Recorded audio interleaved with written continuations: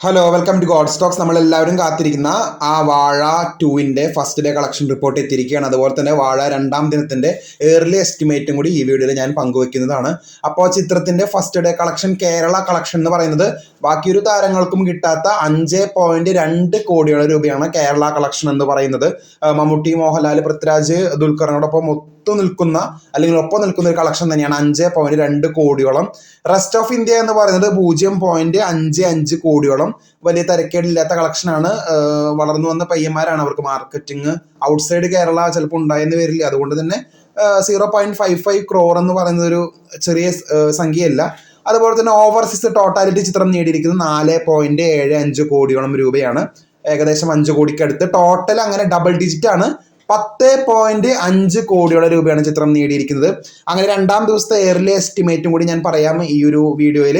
5.75 കോടിയോളം 2-ാം ദിവസത്തെ early estimate ചിത്രത്തിനുണ്ട്. അപ്പോൾ ഇതാണ് വാഴ സിനിമയുടെ കളക്ഷൻ റിപ്പോർട്ട് എന്ന് പറയുന്നത്, ഡേ 1 കളക്ഷൻ റിപ്പോർട്ട്. അപ്പോൾ കൂടുതൽ വീഡിയോ അപ്ഡേറ്റ്സിനെ കാത്തിരിക്കാം. ചാനൽ ഇഷ്ടപ്പെട്ടെങ്കിൽ ഷെയർ ചെയ്യുക, സബ്സ്ക്രൈബ് ചെയ്യുക. താങ്ക്